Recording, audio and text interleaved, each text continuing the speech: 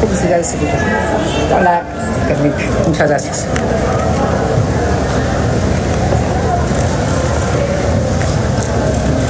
Honorable Congreso de la Unión,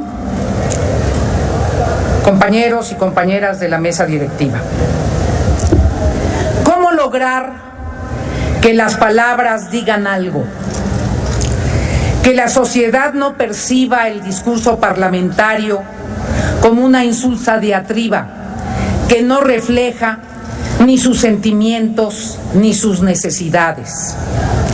Que la voz exprese la frustración de los miles de empleados de confianza que, no obstante simpatizar con la opción política del cambio, fueron despedidos sin haber tenido posibilidades de que se justipreciara su conocimiento y habilidad, y pululan ahora sin empleo ni oportunidad de realizarse profesionalmente.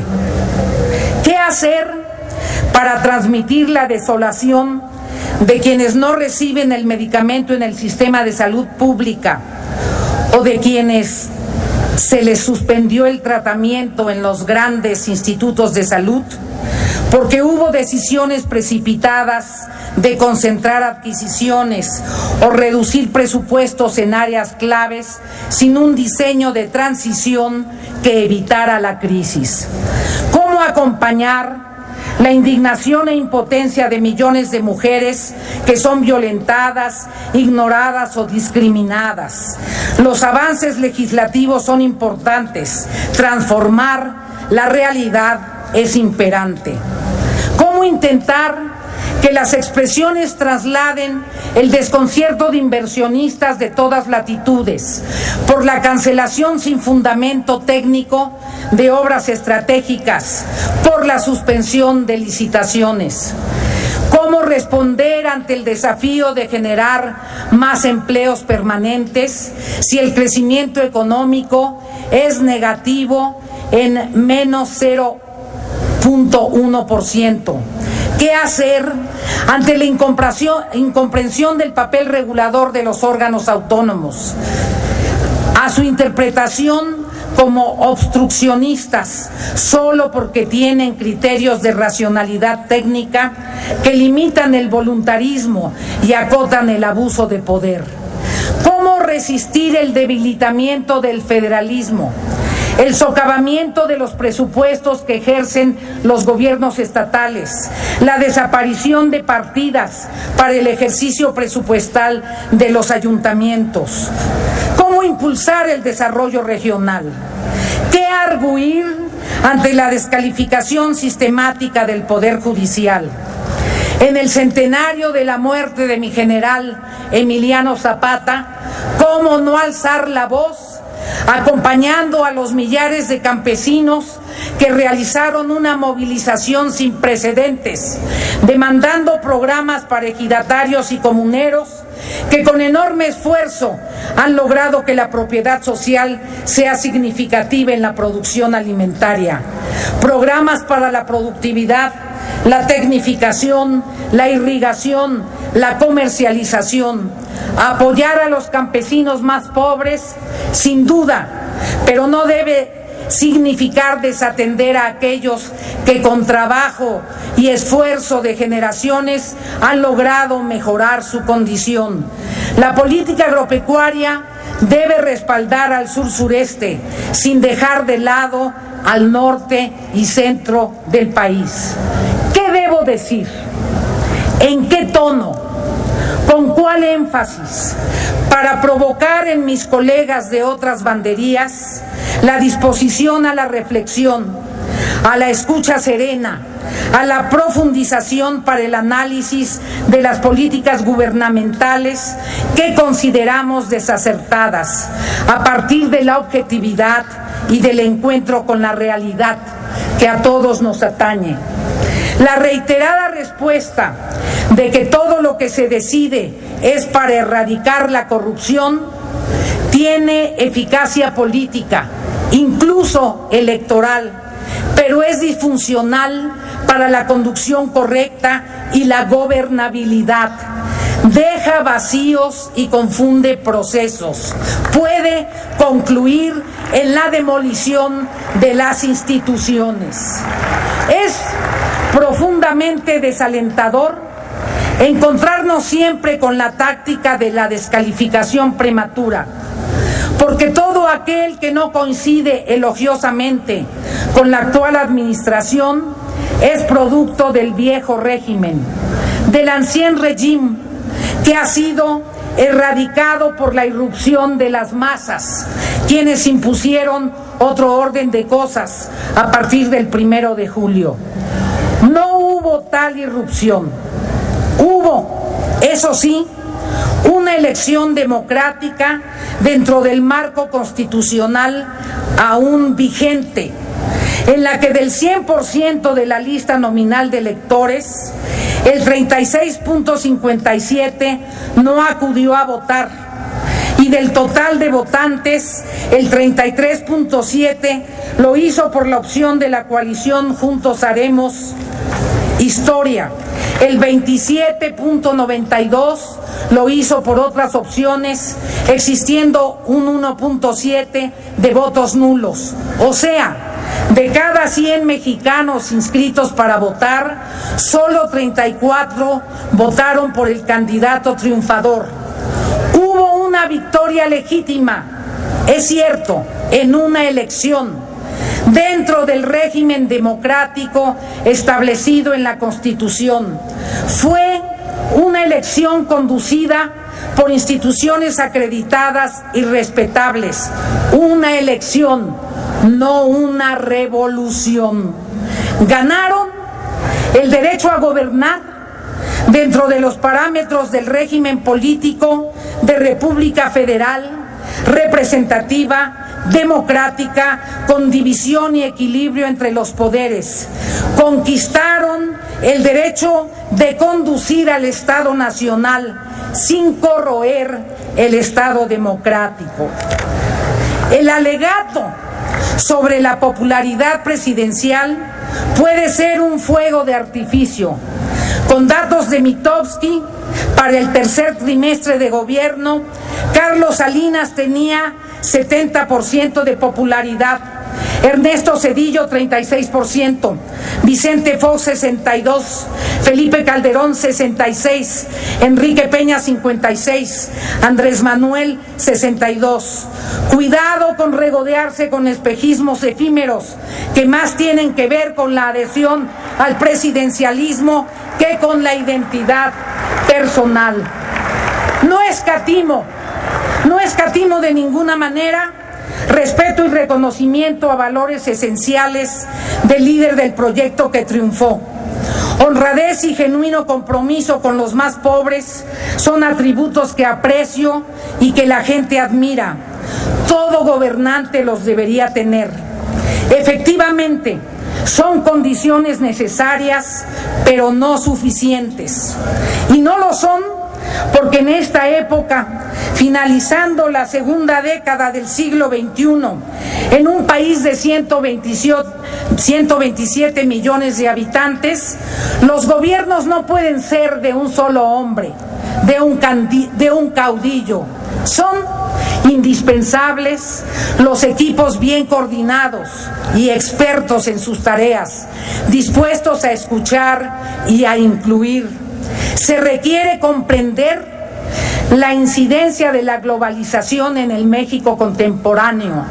Se requiere asumir el cambio tecnológico, el valor de la ciencia y la innovación, pues de no hacerlo hay riesgo de retrocesos irreversibles.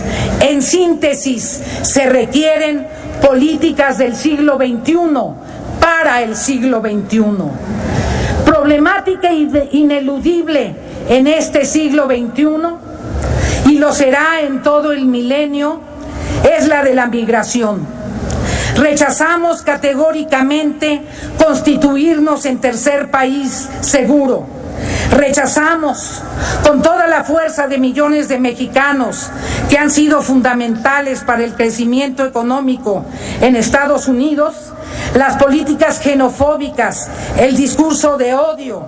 Exigimos firmeza bilateral y una estrategia multilateral que renueve que los mejores valores del país donde nació, luchó y murió Luther King, rehabiliten el tejido social con pleno respeto a los derechos humanos.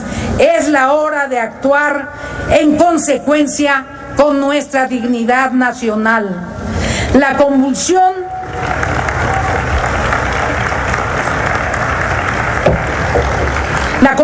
de nuestras fronteras requiere una estrategia específica para que el talante hospitalario que ha caracterizado a nuestros compatriotas fronterizos no se vea trastocado ante la insuficiencia de oportunidades, ante infraestructura incompleta y rebasada, oportunidades para los mexicanos de la frontera, apertura para todos los migrantes, pero pleno respeto a las oportunidades para todos.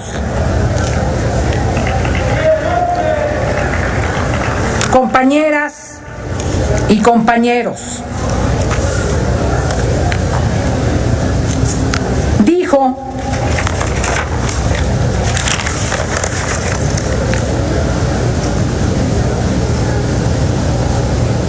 el 27 de junio de 2018, en el cierre de campaña, el candidato López Obrador: habrá un auténtico Estado de Derecho, bajo la premisa liberal de que al margen de la ley nada y por encima de la ley nadie. Seremos respetuosos de la división de poderes y de la soberanía de estados y municipios. Como decía Juárez, nada por la fuerza, todo por la razón y el derecho. Continúo con la cita. No apostamos a la unanimidad ni al pensamiento único. Estamos empeñados en construir una democracia, no una dictadura. Fin de la cita. Congruencia es lo que demandamos.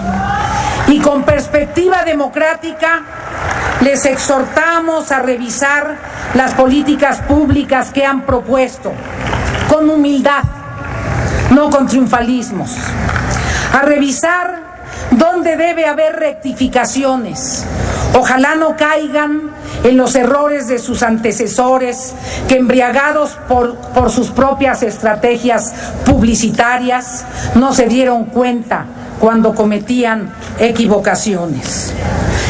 Les proponemos discutir a profundidad a qué se refieren cuando dicen cambio de régimen. Si se pretende una restauración autoritaria que debilite instituciones y la evolución democrática que costó décadas construir a todas las fuerzas políticas, incluyendo desde luego a preclaros dirigentes de la izquierda y a movimientos sociales progresistas, si ese es el propósito, no lo vamos a permitir.